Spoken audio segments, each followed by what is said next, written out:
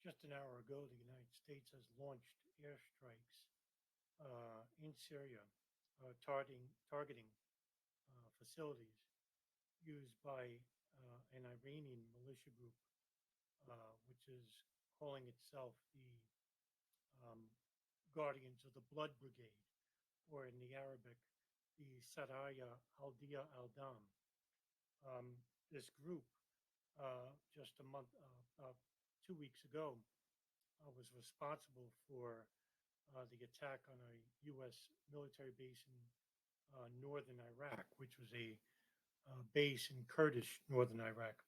Um, the response tonight is the first known military engagement under the Biden administration, um, which is simply just an extension of the previous Obama and Bush war doctrine.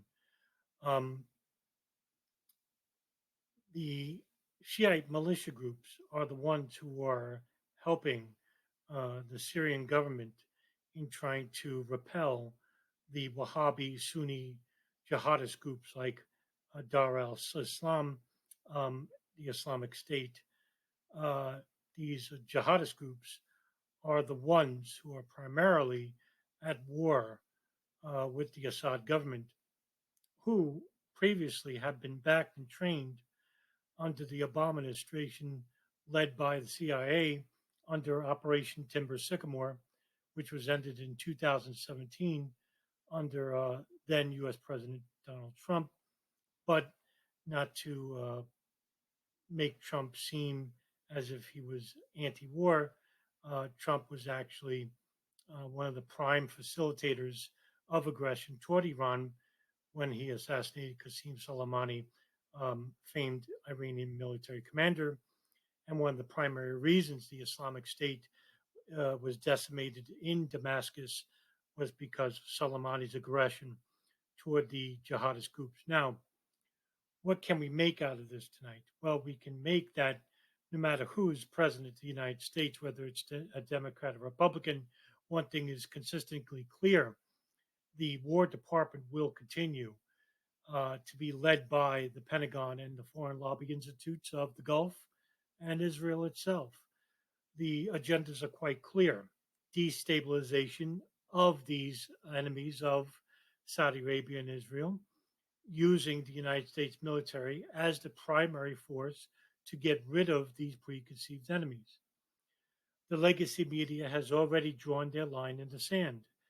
Tonight, we see NBC News, ABC, CNN, all the left and right media, the alleged left and right media, acting as one singular unit, which is they are all led by the War Department. Most of these legacy media will have on former generals, former DIA, former NSA leaderships who are now in the private military industrial corporations as spokesmen, trying to persuade the American people into how we can support military intervention in Syria and trying to help overthrow the Assad government, because the Assad government is a dictatorship, a blood-thirsty dictatorship, and how Iran is basically the precursor to the war on terrorism and how they are the number one supporter of terrorism. Well, that is quite false. The number one precursor to terrorism around the world is the United States, led by the CIA. The number one supporter of Islamic terrorism is Saudi Arabia, which is the ally to the United States. As you can see where I'm going with this, it's quite simple. I'm trying to help you, the viewer, to make a clear understanding, to come to a clear understanding of how the legacy media is trying to manipulate you and how the State Department, led by the War Department, are lying to you through the legacy media itself.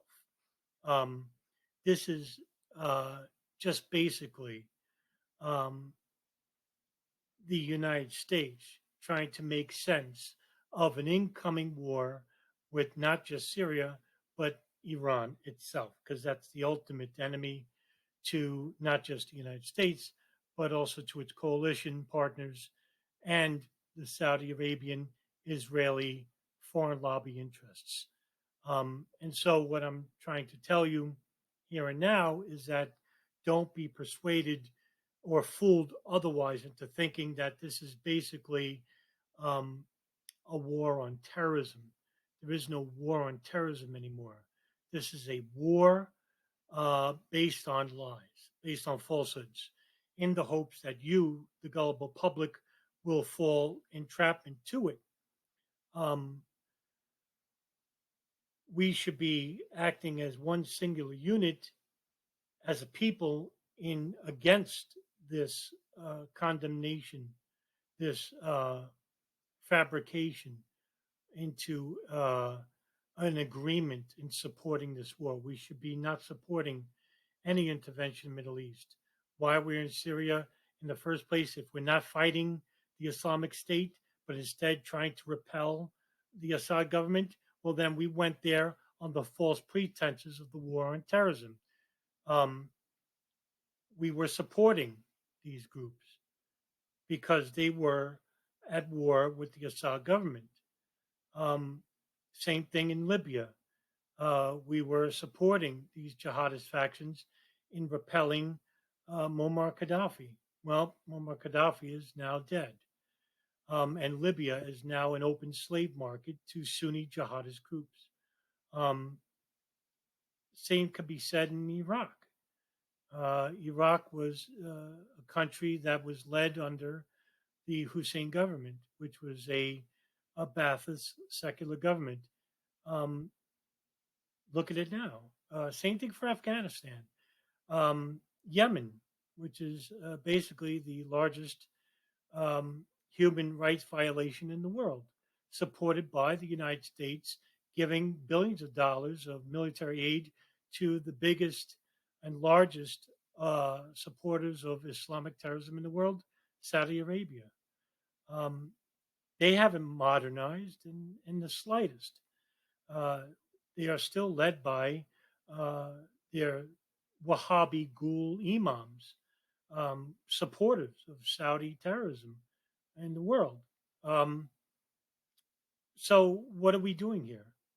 Are we just going to continue destabilizing the Middle East under the auspices of the war on terrorism? Or are we, as a people, going to finally come together as one, not as a fractured left and right unit, but to finally tell that the American federal government that they are um, abusing their privileges afforded by the American people in supporting this illegal war on uh, Arab governments that are not supported by um, their foreign lobbyists of the Gulf and Israel. Well, who cares what they think? We got to start thinking about the future of this country and the future of the world.